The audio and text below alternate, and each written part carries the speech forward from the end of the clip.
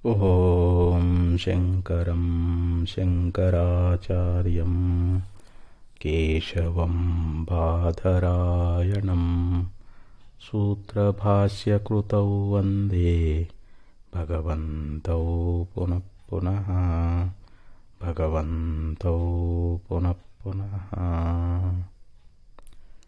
ಶ್ರೀಮಚ್ಛಂಕರ ಭಗವತ್ಪಾದಾಚಾರ್ಯರ ಜಗದ್ಗುರು ಸಿದ್ಧಾರೂಢ ಮಹಾಸ್ವಾಮಿಗಳವರ ಜಗದ್ಗುರು ಭಾರತೀ ಅಪ್ಪಾಜಿಯವರ ಪವಿತ್ರ ಚರಣಾರವಿಂದಗಳಲ್ಲಿ ಅನಂತ ಕೋಟಿ ಶಿರಸಾಷ್ಟಾಂಗ ಪ್ರಣಾಮವನ್ನು ಸಲ್ಲಿಸುತ್ತೇನೆ. ಶ್ರವಣಾಪೇಕ್ಷಾ ತಮ್ಮೆಲ್ಲರಿಗೂ ಅನೇಕ ಶರಣಾರ್ಥಿಗಳು. ವಿವೇಕ ಚೂಡಾಮಣಿ 305ನೇ ಶ್ಲೋಕ.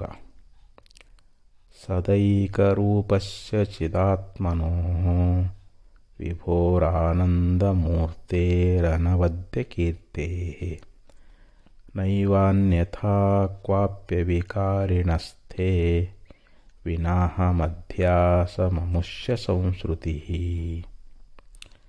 ಈ ಒಂದು ಶ್ಲೋಕದಲ್ಲಿ ಆಚಾರ್ಯರು ಬಹು ಸುಂದರವಾದ ವಿಚಾರವನ್ನು ಇಲ್ಲಿ ತಿಳಿಸ್ತಾ ಇದ್ದಾರೆ.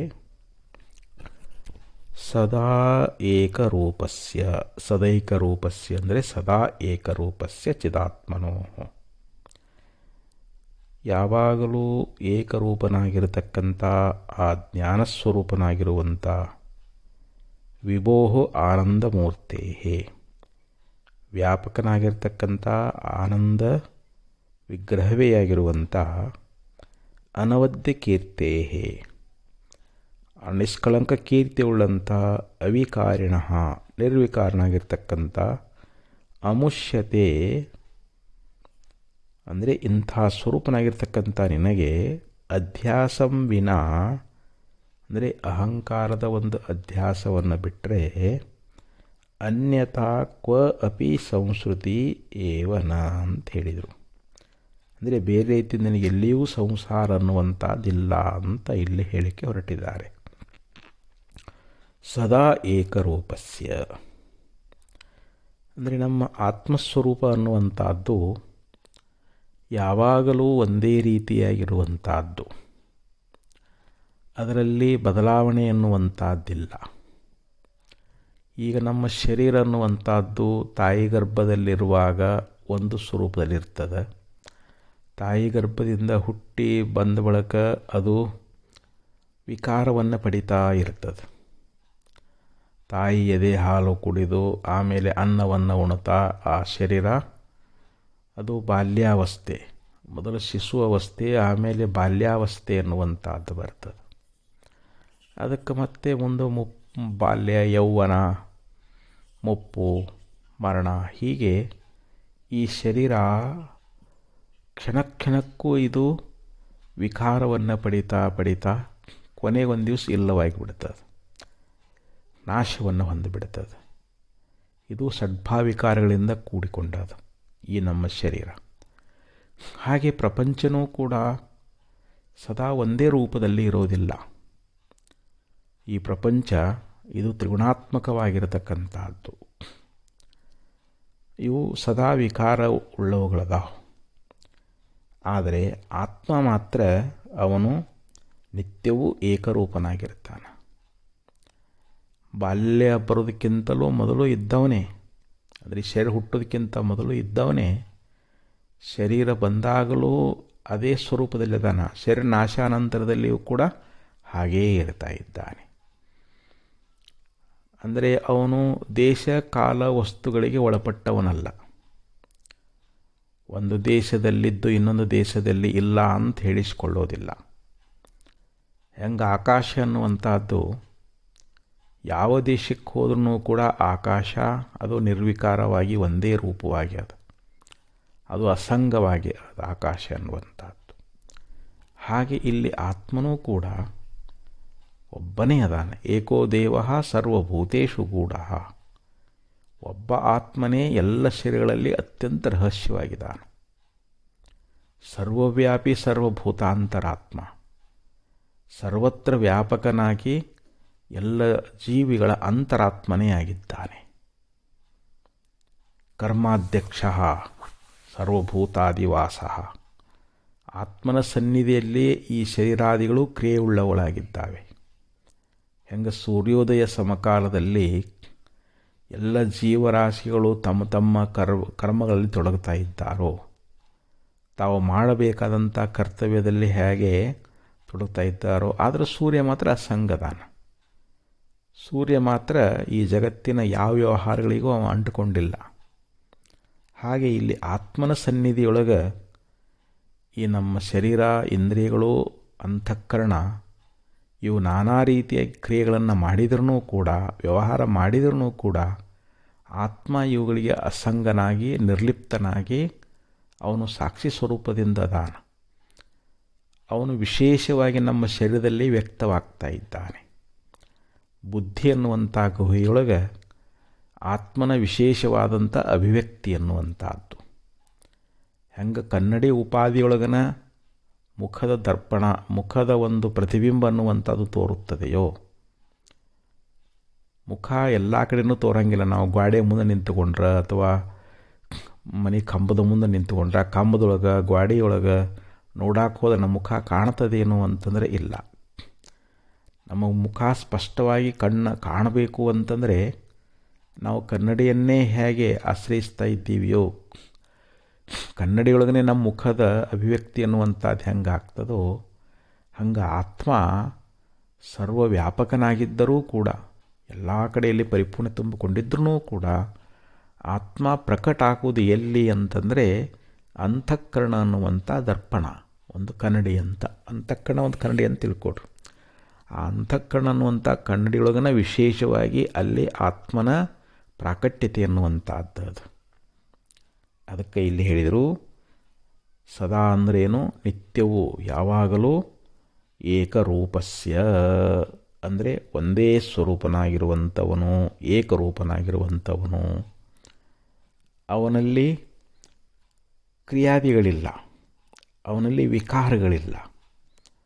ಆತ್ಮ ಅವಿಕಾರಿ ಅದಾನ. ಅವಿಕಾರಿಯು ಯಮುಚ್ಯತೆ, ಆತ್ಮ ಅವಿಕಾರಿ ಅಂತ ಹೇಳಿಸ್ಕೊಳ್ತಾ ಇದ್ದಾನೆ. ಅಷ್ಟೇ ಅಲ್ಲ, ಚಿದಾತ್ಮನಃ. ಚಿತ್ ಅಂದರೆ ಚೈತನ್ಯ, ಜ್ಞಾನ ಅಂತ. ಆತ್ಮ ಜ್ಞಾನಸ್ವರೂಪನೇ ಅದಾನ ಅಂತ.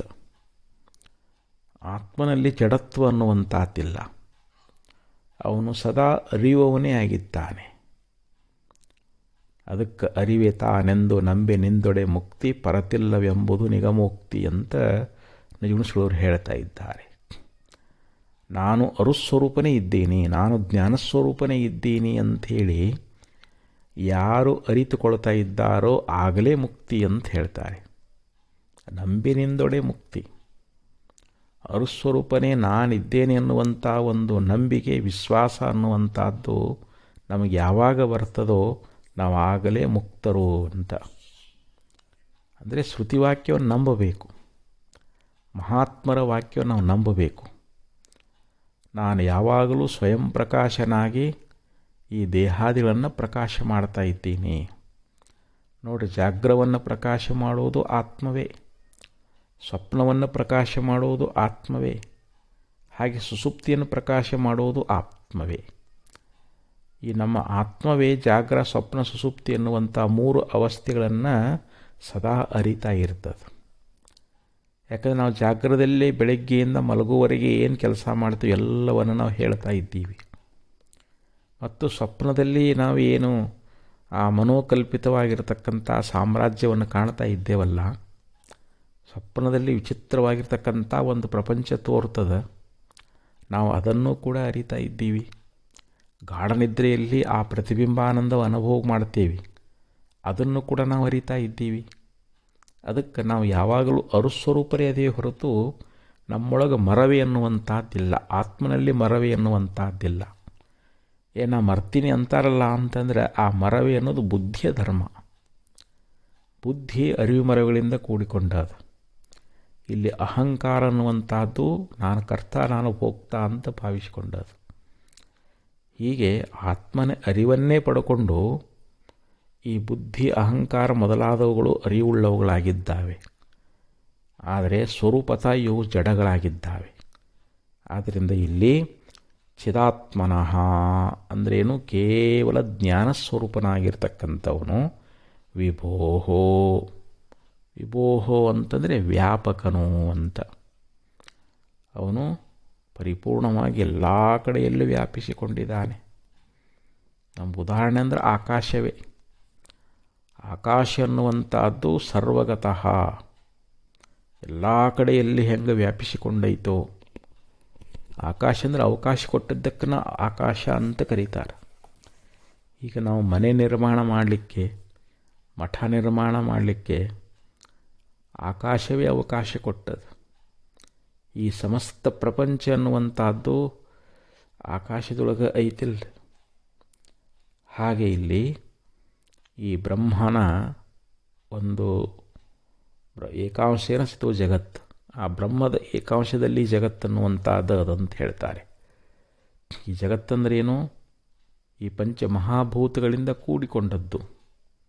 ಈ ಭೂಮಿ, ಜಲ, ಅಗ್ನಿ, ವಾಯು, ಆಕಾಶಾದಿಗಳು ಇವೆಲ್ಲವೂ ಬ್ರಹ್ಮನಿಂದಲೇ ಹುಟ್ಟಿದ್ದಾವೆ, ಬ್ರಹ್ಮನಲ್ಲಿಯೇ ಲಯ ಆಗ್ತಾ ಇದ್ದಾವೆ. ಇವುಗಳಿಗೆ ಬ್ರಹ್ಮನ ಅಸ್ತಿತ್ವ ಅನ್ನುವಂಥದ್ದು, ಆ ಬ್ರಹ್ಮನ ಅಸ್ತಿತ್ವ ಇಲ್ಲ ಅಂದ್ರೆ ಇವುಗಳಿಗೆ ಇರುವಿಕೆ ಅನ್ನುವಂಥದ್ದೇ ಇಲ್ಲ. ಪ್ರಳಯ ಕಾಲದಲ್ಲಿ ಬ್ರಹ್ಮದಲ್ಲಿ ಇವೆಲ್ಲ ಲಯಾಗಿ ಹೋಗಿಬಿಡ್ತಾ ಇದ್ದಾವೆ. ಆದ್ದರಿಂದ ಇಲ್ಲಿ ಆತ್ಮ ಹೇಗಿದ್ದಾನೆ ಅಂತಂದರೆ ವ್ಯಾಪಕ ಸ್ವರೂಪನಾಗಿದ್ದಾನೆ. ಆದರೆ ಇಲ್ಲಿ ಜೀವ ದೇಹಾಭಿಮಾನವನ್ನು ಮಾಡಿಕೊಂಡು ನಾನು ಪರಿಚ್ಛಿನ್ನವುಳ್ಳವನು ಅಂತ ತಿಳ್ಕೊಳ್ತಾನೆ. ಈ ಸ್ಥೂಲ ಸೂಕ್ಷ್ಮ ದೇಹಾದಿಗಳಲ್ಲಿ ನಾನು ಅಂತ ಭಾವಿಸಿಕೊಂಡಾನ, ತನ್ನನ್ನು ಪರಿಚ್ಛಿನ್ನವಾಗಿ ತಿಳ್ಕೊಂಡಿದ್ದಾನ. ಇದರಿಂದಲೇ ಅವನಿಗೆ ಜನ್ಮ ಮೃತ್ಯುಗಳು ಬರ್ತಾ ಇದ್ದಾವೆ ಅಂತೇಳಿ ಹೇಳ್ಕೊಂಡು ಬಂದರು. ಆನಂದ ಮೂರ್ತೇ, ಕೇವಲ ಆನಂದದ ವಿಗ್ರಹವೇ ಆಗಿರ್ತಕ್ಕಂಥವನು, ಆನಂದದ ಘನವೇ ಆಗಿರುವಂಥವನು, ಆನಂದ ಸ್ವರೂಪವೇ ಆಗಿರ್ತಕ್ಕಂಥವನು ಯಾರು ಅಂತಂದರೆ ಆತ್ಮ. ಅಂಥ ಪ್ರತ್ಯೇಗಾತ್ಮ ಸ್ವರೂಪರೇ ನಾವು ಅದೇವಿ. ನಾವು ಸದಾ ಆನಂದ ರೂಪರೇ ಅದೇವಿ. ಮತ್ತು ಯಾಕೆ ನಮಗೆ ಆನಂದದ ಅನುಭವ ಇಲ್ಲ ಅಂತಂದರೆ ಈ ಇಂದ್ರಿಯಾದಿಗಳ ಒಂದು ವ್ಯವಹಾರ ಅನ್ನುವಂಥದ್ದು. ನಮ್ಮ ಅಂತಃಕರಣ ಮತ್ತು ಇಂದ್ರಿಯಗಳಲ್ಲಿ ಈ ವ್ಯವಹಾರ ನಡೆದ್ರಿಂದ ಅವುಗಳಲ್ಲಿ ನಾವು ತಾದಾತ್ಮ್ಯ ಉಳ್ಳವರಾಗಿಬಿಟ್ಟಿದ್ದೀವಿ. ನಮ್ಮ ನಿಜವಾದ ಸ್ವರೂಪದ ಮರವೇ ಎನ್ನುವಂಥದ್ದು ನಮಗಾಗ್ಯದ. ಈ ಪರಿಚ್ಛಿನ್ನವಾಗಿರ್ತಕ್ಕಂಥ, ವಿಕಾರವಾಗಿರ್ತಕ್ಕಂಥ, ದುಃಖರೂಪವಾಗಿರುವಂಥ ಈ ಅಂತಃಕರಣ ಮತ್ತು ಇಂದ್ರಿಯಾದಿಗಳಲ್ಲಿಯೇ ನಾವು ತಾದಾತ್ಮ್ಯ ಭಾವವನ್ನು ಹೊಂದಿ ಅವೇ ತಾನು ಅಂತ ನಾವು ಭಾವಿಸಿಕೊಂಡು ನಾನು ಸುಖಿ, ನಾನು ದುಃಖಿ, ನಾನು ಪಾಪಿ, ನಾನು ಧರ್ಮಿಷ್ಠ, ಏನೆಲ್ಲ ನಾವು ಕಲ್ಪನೆ ಮಾಡಿಕೊಂಡೇವಿ. ನಾನು ಸಂಸಾರಿ ಅಂತ ಹೇಳ್ತೀವಿ. ಇದರಿಂದಲೇ ನಮಗೆ ಅದು ಆನಂದ ಅನ್ನುವಂಥದ್ದು ಹೊಳತು ತೋರೋದು. ಈಗ ಒಬ್ಬ ತಂದೆ ತನ್ನ ಮಗುವಿನನ್ನು ಗುರುಕುಲದಲ್ಲಿ ಅಧ್ಯಯನಕ್ಕೆ ಬಿಟ್ಟಿದ್ದಾನೆ. ಒಂದು 6 ತಿಂಗಳಾಯಿತು. ನನ್ನ ಮಗು ಏನು ಅಭ್ಯಾಸ ಮಾಡಿದಾನ, ಸರಿಯಾಗಿ ಓದ್ತಾನೋ ಇಲ್ಲೋ ನೋಡ್ಕೊಂಡು ಬರಬೇಕು ಅಂಥೇಳಿ ಗುರುಕುಲಕ್ಕೆ ಬರ್ತಾ ಇದ್ದಾನೆ. ಇನ್ನೂ ಒಂದು ಅರ್ಧ ಕಿಲೋಮೀಟ್ರ್ ದೂರ ಇತ್ತು. ಎಲ್ಲ ಹುಡುಗರು ವೇದ ಘೋಷವನ್ನು ಮಾಡ್ತಾಯಿದ್ರು, ವೇದ ಮಂತ್ರವನ್ನು ಹೇಳ್ತಾ ಇದ್ದರು. ಆವಾಗ ಹುಡುಗನ ತಂದೆಗನಿಸ್ತು, ನನ್ನ ಮಗನೂ ಕೂಡ ಈ ಹುಡುಗರ ಮಧ್ಯದಲ್ಲಿ ವೇದವನ್ನು ಹೇಳ್ತಾ ಇದ್ದಾನೆ.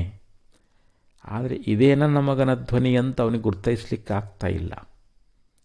ಯಾವಾಗ ಗುರು ಸನ್ನಿಧಿಗೆ ಬಂದ, ಗುರುಗೆ ನಮಸ್ಕಾರ ಮಾಡಿದ, ಗುರುಗಳೇ ನನ್ನ ಮಗ ಚೆನ್ನಾಗಿ ಮಂತ್ರಗಳನ್ನು ಹೇಳ್ತಾ ಇದ್ದಾನೇನೋ ಅಂತ ಕೇಳಿದಾಗ ಗುರುಗಳು ಆ ಹುಡುಗನನ್ನು ಕರೆದು ಹೇಳಿದರು, ನೋಡಪ್ಪ ನೀ ಏನು ಮಂತ್ರ ಕಲ್ತಿ ಅದು ನಿಮ್ಮ ತಂದೆ ಮುಂದೆ ಹೇಳು ಅಂತಂದಾಗ ಆವಾಗ ಅವನು ಮಂತ್ರಗಳನ್ನು ಹೇಳಿಕ್ಕೆ ಪ್ರಾರಂಭ ಮಾಡಿದ.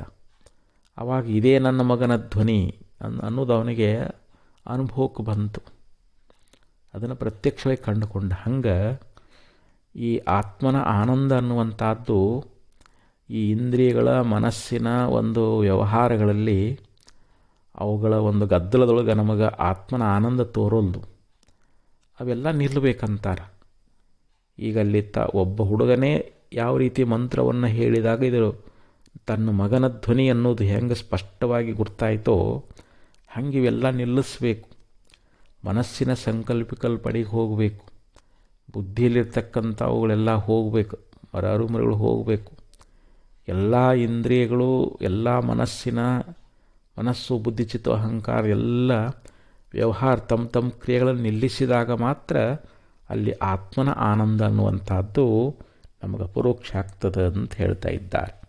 ಈ ರೀತಿಯಾಗಿ ಆನಂದದ ವಿಗ್ರಹವೇ ಆಗಿರತಕ್ಕಂಥ ಅನವದ್ಯ ಕೀರ್ತೇ ಮತ್ತು ನಿಷ್ಕಳಂಕವಾಗಿರುವಂಥ ಕೀರ್ತಿಯುಳ್ಳವನು.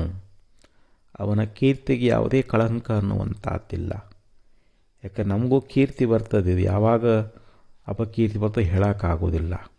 ಆದರೆ ಆತ್ಮನಲ್ಲಿರ್ತಕ್ಕಂಥ ಕೀರ್ತಿ ಮಾತ್ರ ಅದು ನಿಷ್ಕಲಂಕವಾಗಿರ್ತಕ್ಕಂಥ ಕೀರ್ತಿಯುಳ್ಳವನು.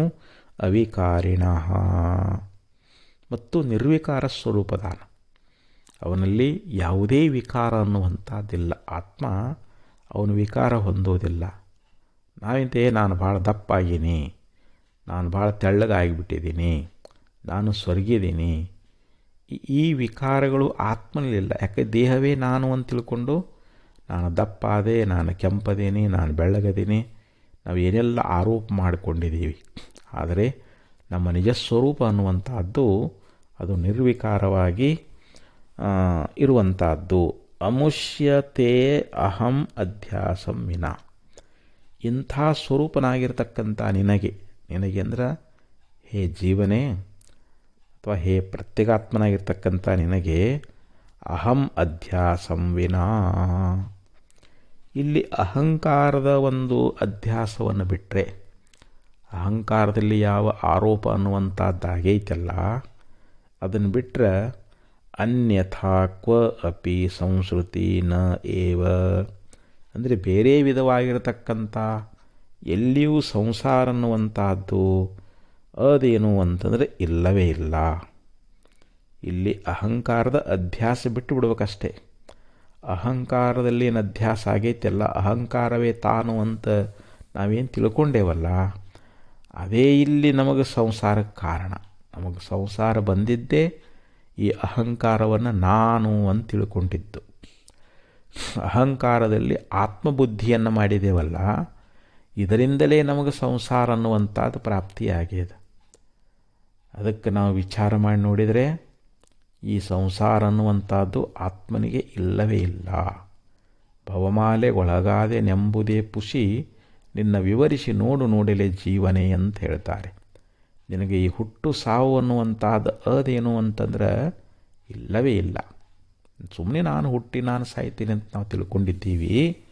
ಆದರೆ ಆತ್ಮನಲ್ಲಿ ಯಾವುದೇ ಒಂದು ಜನ್ಮವರ್ಣಗಳಿಲ್ಲ, ಸಂಸಾರ ಅನ್ನೋದೇ ಇಲ್ಲ ಅಂತ ಹೇಳ್ತಾ ಇದ್ದಾರೆ.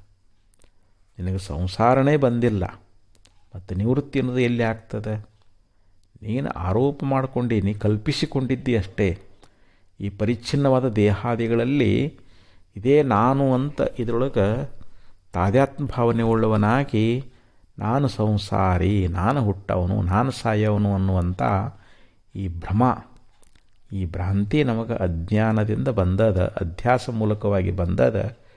ಈ ಅಧ್ಯಾಸವನ್ನು ಕಳ್ಕೊಂಡು ಬಿಟ್ಟರೆ, ಈ ತಪ್ಪು ತಿಳುವಳಿಕೆ ಹೋಯಿತು ಅಂತಂದ್ರೆ ನಿನಗೆ ಸಂಸಾರ ಎಲ್ಲಿ ಅದ ಅಂಥೇಳಿ ಇಲ್ಲಿ ಹೇಳ್ತಾ ಇದ್ದಾರೆ. ಅಂದರೆ ಬೇರೆ ವಿಧವಾಗಿರ್ತಕ್ಕಂಥ ಸಂಸಾರ ಅನ್ನುವಂಥದ್ದು ಎಲ್ಲವೇ ಇಲ್ಲ ಅಂತ ಹೇಳಿಕೊಂಡು ಬಂದರು. ಮತ್ತೆ ಮುಂದಿನ ಶ್ಲೋಕದಲ್ಲಿ ಹೇಳ್ತಾರೆ, ತಸ್ಮಾದಹಂಕಾರಮಿಮಂ ಸ್ವಶತ್ರುಂ ಭೋಕ್ತುರ್ಗಲೆ ಕಂಠವಕ್ ಪ್ರತೀತಂ ವಿಚ್ಛಿದ್ಯ ವಿಜ್ಞಾನಮಹಾಸಿನಾ ಸ್ಫುಟಂ ಭುಂಕ್ತ್ವಾತ್ಮ ಸಾಮ್ರಾಜ್ಯ ಸುಖಂ ಯಥೇಷ್ಟಂ. ತಸ್ಮಾತ್ ಅಹಂಕಾರಮಿಮಂ ಸ್ವಶತ್ರುಂ. ತಸ್ಮಾತ್ ಅಂದರೆ ಆದ್ದರಿಂದ, ಭೋಕ್ತು ಗಲೇಹೇ ಕಂಠವತ್ ಪ್ರತೀತಂ. ಈಗೊಬ್ಬನು ಊಟ ಮಾಡಲಿಕ್ಕತ್ತಿದ್ದಾನೆ. ಅವನ ಗಂಟಲದೊಳಗೆ ಒಂದು ಮುಳ್ಳು ಅನ್ನುವಂಥದ್ದು ಚುಚ್ಚಲಿಕ್ಕತ್ತು ಅಂತಂದ್ರೆ ಅದರಿಂದ ಅವನು ಎಷ್ಟು ಯಾತನೆಯನ್ನು, ಎಷ್ಟು ದುಃಖವನ್ನು ಅನುಭವಿಸ್ತಾನೆ ಅಂತಂದ್ರೆ ಅದು ಹೇಳತೀರದು. ಊಟ ಮಾಡುವಂಥ ವ್ಯಕ್ತಿಗೆ ಗಂಟಲದೊಳಗೆ ಮುಳ್ಳು ಚುಚ್ಚಿದಂತೆ. ಅದಕ್ಕಂತಾರೆ ಇಲ್ಲಿ ಭೋಕ್ತುಹು ಅಂದ್ರೇನು, ಊಟ ಮಾಡ್ತಕ್ಕಂಥವನಿಗೆ ಗಲೆ ಕಂಟಕವತ್ ಪ್ರತೀತಂ. ಕಂಟಕವತ್ ಪ್ರತೀತಂ. ಗಲೆ ಅಂದರೆ ಗಂಟಲದೊಳಗೆ ಮುಳ್ಳಿನಂತಿರುವಂಥ. ಆ ಗಂಟಲದೊಳಗೆ ಮುಳ್ಳು ಬಂತು ಅಂತಂದ್ರೆ ಅದನ್ನು ಉಂಡದ್ದನ್ನು ಹೇಗೆ ಅವನು ನುಂಗ್ಲಿಕ್ಕಾಗೋದಿಲ್ಲವೋ ಹಾಗೆ ಇಲ್ಲಿ ಇಮಂ ಅಹಂಕಾರಂ. ನೋಡಿ, ಈ ಅಹಂಕಾರ ಉಣ್ಣುವಂಥ ವ್ಯಕ್ತಿಗೆ ಗಂಟಲದಲ್ಲಿ ಮುಳ್ಳು ಬಂದಂತೆ ಈ ಅಹಂಕಾರ ಅನ್ನುವಂಥದ್ದು ಇದು ಶತ್ರು, ಸ್ವಶತ್ರು ಅಂತ. ನಮ್ಮ ನಿಜವಾದ ಶತ್ರು ಯಾರು, ನಮ್ಮ ನಿಜವಾದ ವೈರಿ ಯಾರು ಅಂತಂದ್ರೆ ಈ ಅಹಂಕಾರವೇ ಅಂತ ಹೇಳ್ತಾರೆ. ಈ ಅಹಂಕಾರ ಅನ್ನುವಂಥ ಈ ಮುಳ್ಳು ಇದನ್ನು ನಾವು ತೆಗೆದು ಹಾಕಬೇಕು ಅಂತ ಹೇಳ್ತಾರೆ. ಹೇಗಪ್ಪ ತೆಗೆದು ಹಾಕುವುದು ಅಂತಂದರೆ ವಿಜ್ಞಾನ ಮಹಾ ಅಶಿನಾ ಸ್ಫುಟಂ ವಿಚ್ಛಿದ್ಯ. ವಿಜ್ಞಾನ ಅನ್ನುವಂಥ ಒಂದು ದೊಡ್ಡ ಕತ್ತಿಯನ್ನು ತಗೋಬೇಕಂತಾರೆ. ವಿಜ್ಞಾನವೆಂಬ ದೊಡ್ಡ ಕತ್ತಿಯಿಂದ ಅದನ್ನು ಚೆನ್ನಾಗಿ ಅದನ್ನು ಕತ್ತರಿಸಿ ಹಾಕಿಬಿಡ್ಬೇಕು. ಅದನ್ನು ವಿಚ್ಛಿದ್ಯ ಅಂದ್ರೇನು, ಚೆನ್ನಾಗಿ ಕತ್ತರಿಸಿ ಅದನ್ನು ಆತ್ಮ ಸಾಮ್ರಾಜ್ಯ ಸುಖಂ, ಆತ್ಮ ಸಾಮ್ರಾಜ್ಯದ ಸುಖ ಅನ್ನುವಂಥದ್ದನ್ನು ನೀನು ಯಥೇಚ್ಛವಾಗಿ ಅನುಭವ ಮಾಡು. ಆತ್ಮ ಸಾಮ್ರಾಜ್ಯ ಸುಖವನ್ನು ನಾವು ಹೊಂದಬೇಕಾಗಿತ್ತು ಅಂತಂದರೆ ಈ ಅಹಂಕಾರ ಅನ್ನುವಂಥದ್ದನ್ನು ನಾವು ಇದನ್ನು ಸಂಪೂರ್ಣವಾಗಿ ಇದನ್ನು ನಾಶ ಮಾಡಿಬಿಡಬೇಕು ಅಂತ ಹೇಳಿದರು. ಇದು ಗಂಟಲದಲ್ಲಿರುವಂಥ ಮುಳ್ಳಿನಂತೆ ಅದಿದು ಈ ಅಹಂಕಾರ ಅನ್ನುವಂಥದ್ದು. ಇಲ್ಲಿ ವಿಜ್ಞಾನ ಮಹಾಶಿನ ಅಂತ ಹೇಳಿದರು. ವಿಜ್ಞಾನ ಅಂತಲೇ ವಿಶೇಷವಾದ ಜ್ಞಾನ. ಇಲ್ಲಿ ಒಂದು ಸಾಮಾನ್ಯ ಜ್ಞಾನ ಅಂತದ, ಇನ್ನೊಂದು ವಿಶೇಷ ವಿಜ್ಞಾನ ಅಂದರೆ ಅನುಭವಜನ್ಯ ಜ್ಞಾನ. ನಾವು ಅನುಭವದಿಂದ ವಿಚಾರ ಮಾಡಿ ನೋಡಿದರೆ ನಾವು ಆತ್ಮಸ್ವರೂಪರೇ ಅದೇವಿ, ಪ್ರತ್ಯೇಕ ಆತ್ಮಸ್ವರೂಪರೇ ಅದೇವಿ. ಅದನ್ನು ಆ ಆನಂದವನ್ನು ನಾವು ಇಲ್ಲಿ ವಿಚಾರ ಮೂಲಕವಾಗಿ ನಾವು ವಿಚಾರ ಮಾಡಿ ನಾನು ಕೇವಲ ಪ್ರತ್ಯೇಕಾತ್ಮ ಸ್ವರೂಪ, ನಾನು ಸಾಕ್ಷಿ ಸ್ವರೂಪ, ನಾನೇ ಎಲ್ಲವನ್ನು ಅರಿತಕ್ಕಂಥವನು, ನಾನು ದೃಷ್ಟಾರೂಪನೇ ಅದೀನಿ, ನಾನು ಶರೀರದಲ್ಲಿದ್ದರೂ ಕೂಡ ಅಸಂಗನಾಗಿದ್ದೀನಿ, ಈ ಶರೀರದ ಯಾವ ವಿಕಾರ ನನ್ನಲ್ಲಿ ಇಲ್ಲ, ನನ್ನಲ್ಲಿ ಅರಿವು ಮರವಿಗಳಿಲ್ಲ, ನನ್ನಲ್ಲಿ ಸುಖ ದುಃಖಗಳಿಲ್ಲ, ನಾನು ಯಾವುದೇ ಒಂದು ಇಂದ್ರಿಯ ಧರ್ಮಕ್ಕೆ ಒಳಪಟ್ಟವನಲ್ಲ, ಅಂತಃಕರಣ ಧರ್ಮಕ್ಕೆ ಒಳಪಟ್ಟವನಲ್ಲ ಅಂತ ಹೀಗೆ ಈ ಪ್ರಕಾರವಾಗಿ ನಾವು ವಿಶೇಷವಾದ ಜ್ಞಾನವನ್ನು ಅದ ಒಂದು ದೊಡ್ಡ ಕತ್ತಿ ಇದ್ದಂಗೆ ಆ ವಿಜ್ಞಾನ ಅನ್ನುವಂಥ ದೊಡ್ಡ ಕತ್ತಿಯಿಂದ ನಾವು ಏನು ಮಾಡಬೇಕು, ಚೆನ್ನಾಗಿ ಅದನ್ನು ಕತ್ತರಿಸಿಬಿಡಬೇಕು ಅಂತ ಹೇಳ್ತಾ ಇದ್ದಾರೆ. ಕತ್ತರಿಸಿ ಆತ್ಮ ಸಾಮ್ರಾಜ್ಯ ಸುಖ ಅನ್ನುವಂಥದ್ದನ್ನು ನೀನು ಯಥೇಷ್ಟವಾಗಿ ಅನುಭೋಗ ಮಾಡು ಅನ್ನುವಂಥ ವಿಚಾರವನ್ನು ಈ ಒಂದು ಶ್ಲೋಕದಲ್ಲಿ ನಮಗೆ ಉಪದೇಶ ಮಾಡಿಕೊಂಡು ಬಂದರು. ತಥೋಹಮಾದೇ, ಇಲ್ಲಿ ಮತ್ತೆ ಹೇಳ್ತಾರೆ ತಥೋಹಮಾದೇರ್ ವಿನಿವೃತ್ತಿಯ ನಿವೃತ್ತಿಂ ಸಂತ್ಯಕ್ತರಾಗಃ ಪರಮಾರ್ಥಲಾಭಾತ್ ತೂಷ್ಣಿಂ ಸಮಾಸ್ಯಾತ್ ಸ್ವತ್ಮ ಸುಖಾನುಭೂತ್ವಾ ಪೂರ್ಣಾತ್ಮನ ಬ್ರಹ್ಮಣಿ ನಿರ್ವಿಕಲ್ಪಃ. ತತಃ ಅಹಮಾದೇಹೇ, ತತಃ ಅಂದರೆ ಅನಂತರದೊಳಗೆ ಅಹಮಾದೇಹೇ ಅಂದರೆ ಅಹಂಕಾರವೇ ಮೊದಲಾಗಿರತಕ್ಕಂಥ ವೃತ್ತಿಂ ವಿನಿವರ್ತ್ಯ, ಈ ವೃತ್ತಿ ಎನ್ನುವಂಥದ್ದನ್ನು ನಾವು ತೊಲಗಿಸ್ಕೋಬೇಕು. ಈ ಅಹಂಕಾರವೇ ಮೊದಲಾಗಿರ್ತಕ್ಕಂಥ ವೃತ್ತಿ ನಾನು ನಾನು ಅನ್ನುವಂಥ ಏನು ವೃತ್ತಿ ಐತಲ್ಲ, ಈ ವೃತ್ತಿಯನ್ನು ನಾವು ದೂರ ಮಾಡಿಕೊಳ್ಬೇಕು, ಅದನ್ನು ಅದು ತೊಲಗಿಸ್ಕೊಳ್ಬೇಕು. ಪಾರಮಾರ್ಥ ಲಾಭಾತ್, ಇಲ್ಲಿ ಪಾರಮಾರ್ಥದ ಒಂದು ಪ್ರಾಪ್ತಿ, ಪಾರಮಾರ್ಥ ಅಂದರೆ ಬ್ರಹ್ಮ ಪ್ರಾಪ್ತಿ, ನಾನು ಪರಬ್ರಹ್ಮ ಸ್ವರೂಪ ಇದ್ದೀನಿ ಎನ್ನುವಂಥ ಆ ಆತ್ಮಲಾಭವನ್ನು ಮಾಡಿಕೊಳ್ಬೇಕು. ಅದರ ಪ್ರಾಪ್ತಿಯಿಂದ ಸಂತ್ಯಕ್ತರಾಗ, ಯಾಕಂದರೆ ಆ ಪಾರಮಾರ್ಥದ ಜ್ಞಾನ ಆಯಿತು, ಪರಬ್ರಹ್ಮ ಸ್ವರೂಪವೇ ನಾನು ಅನ್ನುವಂಥ ಯಥಾರ್ಥ ಜ್ಞಾನ ಆದಾಗ ನಮಗೆ ಯಾವುದೇ ಅಭಿಲಾಷೆ ಎನ್ನುವಂಥದ್ದು ಉಳಿಯುವುದಿಲ್ಲ. ಎಲ್ಲ ಆಶೆಗಳು ಸಂಪೂರ್ಣವಾಗಿ ನಮ್ಮಿಂದ ದೂರ ಆಗಿಬಿಡ್ತಾ ಇದ್ದಾವೆ, ಅಭಿಲಾಷೆ ಬಿಟ್ಟು ಹೋಗಿಬಿಡ್ತದೆ. ಆತ್ಮಸುಖಾನುಭೂತ್ಯ, ಇಲ್ಲಿ ಆತ್ಮಸುಖದ ಅನುಭವದಿಂದ ನಿರ್ವಿಕಲ್ಪ ಪೂರ್ಣಾತ್ಮನ. ಇಲ್ಲಿ ಯಾವುದೇ ವಿಕಲ್ಪಗಳು ಇಲ್ಲದೆ ಆ ಪರಿಪೂರ್ಣವಾಗಿರ್ತಕ್ಕಂಥ ಒಂದು ಸ್ವರೂಪದಿಂದ ಬ್ರಹ್ಮದೊಳಗೆ ಇವನು ಸುಮ್ಮನಾಗಿ ಬಿಡ್ತಾ ಇದ್ದಾನೆ. ಬ್ರಹ್ಮಣಿ ತೂಷ್ಣಿಂ ಸಮಾಸ್ತ್ವ ಅಂತ ಹೇಳಿದರು. ಇಲ್ಲಿ ನಾವು ಬ್ರಹ್ಮದಲ್ಲಿಯೇ ಆ ಪರಿಪೂರ್ಣ ಸ್ವರೂಪವಾಗಿರತಕ್ಕಂಥ ಬ್ರಹ್ಮದಿಂದನ ನಾವೇನಾಗಬೇಕಲ್ಲಿ ಬ್ರಹ್ಮದೊಳಗೆ ಸುಮ್ಮನಿರಬೇಕು. ಅದಕ್ಕೆ ಬ್ರಹ್ಮವನು ಅರಿತವನು ಸುಮ್ಮನಿರಬೇಕು. ಒಡನುಡಿದರೆ ಕಳ ಹೋಗಿ ಕೆಮ್ಮಿದಂತಕ್ಕೂ ಸರ್ವಜ್ಞ ಅಂತ ಹೇಳ್ತಾರೆ. ನಾನು ಬ್ರಹ್ಮನಿದ್ದೀನಿ ಅನ್ನುವಂಥ ಜ್ಞಾನ ಮಾಡಿಕೊಂಡ ಬಳಿಕ ಜ್ಞಾನಿ ಅಲ್ಲಿ ಮೌನ ಆಗಿಬಿಡ್ತಾ ಇದ್ದಾನೆ. ಯಾಕಂದರೆ ಅಲ್ಲಿ ಯಾವುದೇ ಶಬ್ದಗಳಿಲ್ಲ ಮಾತಾಡಲಿಕ್ಕೆ. ಅದಕ್ಕೆ ಬ್ರಹ್ಮವನ್ನು ತಿಳ್ಕೊಂಡ ಮೇಲೆ ಸುಮ್ಮನಿರಬೇಕು ಅಂತ. ಒಂದು ಏನಾದರೂ ನುಡಿಲಿಕ್ಕೆ ಹೋದ ಅಂತ ಕಳ್ಳತನ ಮಾಡೋಕ್ಕೆ ಹೋಗಿ ಕಳ್ಳ ಕೆಮ್ಮಿ ಬಿಟ್ಟರೆ ಯಾವ ರೀತಿಯಾಗಿ ಅನರ್ಥ ಆಗ್ತದೆ. ಕೆಮ್ಮಿ ಬಿಟ್ರೆ ಅಂದರೆ ಅಲ್ಲಿ ಮನೆಯವ್ರು ಎದ್ದು ಏನು ಮಾಡ್ತಾರೆ, ಕಳ್ಳನನ್ನು ಹಿಡಿದು ಬಿಡ್ತಾರೆ, ಅವನಿಗೆ ಶಿಕ್ಷೆಯನ್ನು ವಿಧಿಸ್ತಾ ಇದ್ದಾರೆ. ಹಾಗೆ ಇಲ್ಲಿ ನಾನು ಬ್ರಹ್ಮನಿದ್ದೇನೆ ಅಂತ ತಿಳ್ಕೊಂಡ ಬಳಿಕ ಅವನು ವೃತ್ತಿ ಶಾಂತ ಆಗಿಬಿಡ್ತದೆ. ಅವನು ಬ್ರಾಹ್ಮಿಸ್ತಿಯೊಳಗೆ ಉಳಿದು ಬಿಡ್ತಾ ಇದ್ದಾನೆ. ತನ್ನ ವೃತ್ತಿಯನ್ನು ಕೇವಲ ಬ್ರಹ್ಮಾಕಾರ ಮಾಡಿಕೊಂಡು, ಯಾಕೆ ಇಲ್ಲಿ ವೃತ್ತಿ ಅನಾತ್ಮಕಾರ ಆಗ್ತಾ ಇರ್ತದೆ. ಆ ಅನಾತ್ಮಕಾರ ವೃತ್ತಿಯನ್ನು ಇಲ್ಲಿ ತಿರಸ್ಕಾರ ಮಾಡಿ ಆತ್ಮಾಕಾರ ವೃತ್ತಿಯನ್ನು ಬೆಳೆಸ್ಕೊಳ್ತಾ ಇದ್ದಾನೆ. ಅದಕ್ಕೆ ಇಲ್ಲಿ ತತಃ ಅಹಂ ಅದೇಹೇ, ಇಲ್ಲಿ ಅಹಂಕಾರವೇ ಮೊದಲಾಗಿರ್ತಕ್ಕಂಥ ವೃತ್ತಿ ಎನ್ನುವಂಥದ್ದನ್ನು ವಿನಿವೃತ್ಯ ಅಂತ ಹೇಳಿದರು. ವಿನಿವೃತ್ಯ ಅಂತಂದರೆ ಏನದನ್ನು ಸಂಪೂರ್ಣವಾಗಿ ಅದನ್ನು ನಾವು ತೊಲಗಿಸ್ಕೋಬೇಕು, ಅದನ್ನು ದೂರ ಮಾಡ್ಕೋಬೇಕಂತಾರೆ. ಇಲ್ಲಿ ನಾನು ಅನ್ನುವಂಥ ಇದು ವೃತ್ತಿ ನೋಡಿ. ಈ ವೃತ್ತಿ ಬಂತು ಅಂತಂದ್ರೆ ಆವಾಗ ನಾನು ನಮ್ಮ ಈ ಪ್ರಪಂಚದ ಎಲ್ಲ ವಾಸನೆ ಶುರುವಾಗಿಬಿಡ್ತಾ ಇದ್ದಾವೆ. ನಾನಿಂಥವನು, ನಾನು ಈ ಕೆಲಸ ಮಾಡಬೇಕು, ನಾನು ಇದನ್ನು ಮಾಡಿದ್ದೀನಿ, ಇನ್ನು ಉಳಿದಿದ್ದು ಇದನ್ನು ಮಾಡಬೇಕು. ನೋಡಿ, ಈ ಅಹಂಕಾರದ ಮೂಲಕವಾಗಿ ನಮಗೆ ಸಂಸಾರ ಪ್ರಾಪ್ತಿಯಾಗಿಬಿಡ್ತದೆ. ಸಂಸಾರದಲ್ಲಿ ನಾವು ಮುಳುಗಿ ಹೋಗಿಬಿಡ್ತಾ ಇದ್ದೀವಿ. ಅದಕ್ಕೆ ಇಲ್ಲಿ ನಾನು ಅನ್ನುವಂಥ, ನಾನು ವಿದ್ಯಾವಂತ, ನಾನು ಸಿರಿವಂತ, ಇವೇನದಾವಲ್ಲ ಅನೇಕ ವೃತ್ತಿಗಳು ನಮ್ಮಲ್ಲಿ ಉದಯ ಆಗ್ತಾನೆ ಇರ್ತವೆ.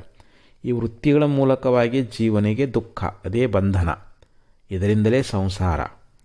ಈ ವೃತ್ತಿ ಎನ್ನುವಂಥದ್ದನ್ನು ವಿಚಾರ ಮೂಲಕವಾಗಿ ಜ್ಞಾನದಿಂದ ನಾವು ಇದನ್ನು ತೊಲಗಿಸಿಕೊಂಡು ಪಾರಮಾರ್ಥ ಲಾಭಾತ್, ಇಲ್ಲಿ ಪಾರಮಾರ್ಥ ಅಂದರೆ ಪರಬ್ರಹ್ಮ, ಆ ಪ್ರತ್ಯೇಕಾತ್ಮ ಸ್ವರೂಪ ಅನ್ನುವಂಥದ್ದು ಏನೈತಲ್ಲ ಅದನ್ನು ನಾವು ಪ್ರಾಪ್ತಿ ಮಾಡಿಕೊಂಡು ಅದರ ಸ್ವರೂಪದ ಸಾಕ್ಷಾತ್ಕಾರವನ್ನು ಪಡ್ಕೊಂಡು ನಾನು ಶುದ್ಧ ಪರಬ್ರಹ್ಮ ಸ್ವರೂಪನೇ ಇದ್ದೇನೆ, ನಾನು ಪರಮಾತ್ಮನೇ ಇದ್ದೀನಿ, ನಾನು ಜೀವನಲ್ಲ, ನಾನು ಸಂಸಾರಿಯಲ್ಲ, ನಾನು ದೇಹವಲ್ಲ, ಈ ತೋರ್ತಕ್ಕಂಥ ಈ ಪ್ರಪಂಚ ಇದು ಸ್ವಪ್ನದಂತೆ ಮಿಥ್ಯ ಅದ ಅಂಥೇಳಿ ಹಿಂಗೆ ನಿರ್ಧಾರ ಮಾಡಿಕೊಂಡ ಅಂತಂದರೆ ಸಂತ್ಯಕ್ತರಾಗ, ಇವನಲ್ಲಿರ್ತಕ್ಕಂಥ ಅಭಿಲಾಷೆಗಳೆಲ್ಲವೂ ಹೋಗಿಬಿಡ್ತಾವೆ.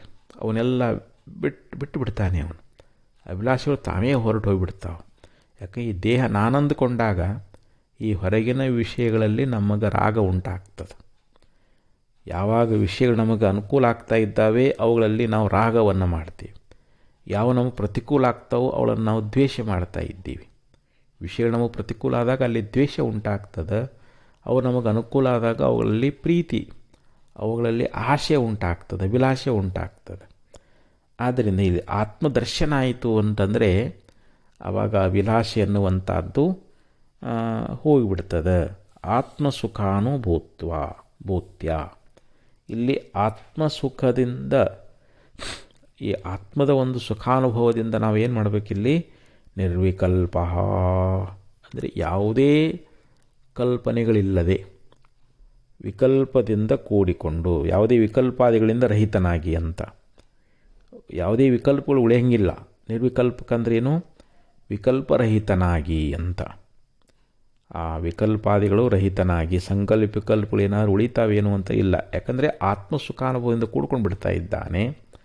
ಮನಸ್ಸಿನಲ್ಲಿರ್ತಕ್ಕಂಥ ಎಲ್ಲ ಕಲ್ಪನೆಗಳೇನದಾವು, ಮನಸ್ಸಿನಲ್ಲಿ ಬುದ್ಧಿಯಲ್ಲಿ ಏನೇ ಕಲ್ಪನೆ ಮೂಡಿದ್ರೂ ಕೂಡ ಇವು ಆತ್ಮದರ್ಶನದಿಂದ ಅವೆಲ್ಲ ಕಲ್ಪನೆಗಳು ಅಡಿಗೆ ಹೋಗ್ತಾ ಇದೆ. ಯಾಕೆ ಮನೋಸಾಕ್ಷಿಯಾಗಿಬಿಟ್ಟ ಅಂತಂದರೆ ಮನೋಧರ್ಮಗಳು ನನಗಿಲ್ಲ, ಮನಸ್ಸು ನಾನಲ್ಲ, ಬುದ್ಧಿ ನಾನಲ್ಲ, ಚಿತ್ತ ಇವು ಯಾವ ನಾನಲ್ಲ ಅಂತಂದಾಗ ಅಲ್ಲಿ ವಿಕಲ್ಪಾದಿಗಳಿಗೆ ಅವಕಾಶವೇ ಉಳಿಯುವುದಿಲ್ಲ.